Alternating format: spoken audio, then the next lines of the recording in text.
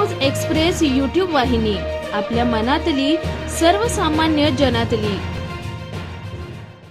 कल्याण metre रिक्षा प्रवाशांचा प्रतिसाद नाही हा खोटारडा प्रचार। कल्याण कसारा कर्जत रेल्वे प्रवासी संघटनेचा आरोप। बहुप्रतीक्षित आणि सर्वसामान्य प्रवाशांची मागणी आणि प्रवासी संघटनांचा पाठपुराव्याचे सातत्य यातून 18 नोव्हेंबरला मीटर पद्धतीने रिक्षा प्रवासाची घोषणा करण्यात आली। मात्र रिक्षा चालक आणि आरटीओ यांची यातील अप्रामाणिकता, यातून आमच्यासारखे हजारो प्रवासी मीटर ऑटोने जायला तयार असताना सोशल माध्यमातून मीटर रिक्षाला प्रतिसाद नसल्याचा खोटा अपप्रचार कल्याण वाहतूक विभाग आणि रिक्षा चालकांकडून केला जातोय। हा खोटारडेपणा असल्याचा आरोप कल्याण कसारा कर्जत रेल्वे प्रवासी संघटनेचे सरचिटणीस श्याम उबाळे यांनी केलाय।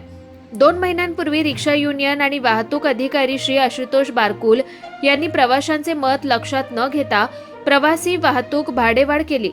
पूर्वी कल्याण रेल्वे स्थानक ते पौर्णिमा 15 रुपये होते ते 20 रुपये केले। मात्र या भाडेवाढीत अट 3 प्रवासी वाहतूक केले जाईल आणि कोणी रिक्षा चालक अवैध वाहतूक करत असेल तर त्याला दंड आकारण्यात येईल अशी राणा भीमदेवी थाटात घोषणा वाहतूक अधिकाऱ्यांकडून केली गेली। अवघ्या आठवडाभरात प्रत्येक रिक्षा चालक शेअर पद्धतीने नवीन भाडेवाढ प्रमाणे 4 सीट घेतल्याशिवाय जायला तयार होत नाही। सर्वसामान्य प्रवाशांनीही रिक्षा भाडेवाढ वाढवली, त्याचा निमूटपणे स्वीकार केला। तो केवळ सुरक्षित प्रवास होईल या आशेने। मात्र त्याच्या पदरी वाहतूक विभागाच्या अन्यस्थेने घोर निराशा आली आहे। अचानक अवाजवी भाडेवाढ करायची आणि परिस्थिती जैसे थे वैसे असेल तर एक प्रकारची आर्थिक लूट नक्कीच कोणाच्या मिलीभगतने सुरू आहे असा संशय श्याम उबाळे यांनी व्यक्त केलाय।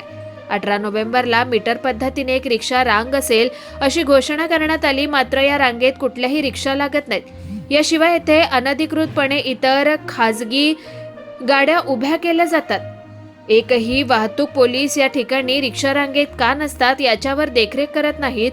अनेक प्रवासी मीटर रिक्षात प्रवास करू इच्छितात, पण रिक्षाचं उपलब्ध नसल्यानं त्यांचा हिरमोड होतो आणि अशी परिस्थिती असताना खोट्या वावड्या उठवल्या जात आहेत। हा प्रशासनाचा कोडगेपणा आहे। रेल्वे, रिक्षा, बस या वाहतुकीतील दैन्यावस्था यावर कल्याणमधील राजकीय पक्ष आणि लोकप्रतिनिधी जे सर्वसामान्य लोकांचे कैवारी म्हणून मिरवतात, त्यांनी कोणीही पुढे येऊन प्रशासन आणि रिक्षा युनियन यांच्या विरोधात दंड थोपटले नसल्याची खंत संघटनेतर्फे व्यक्त करण्यात आली आहे।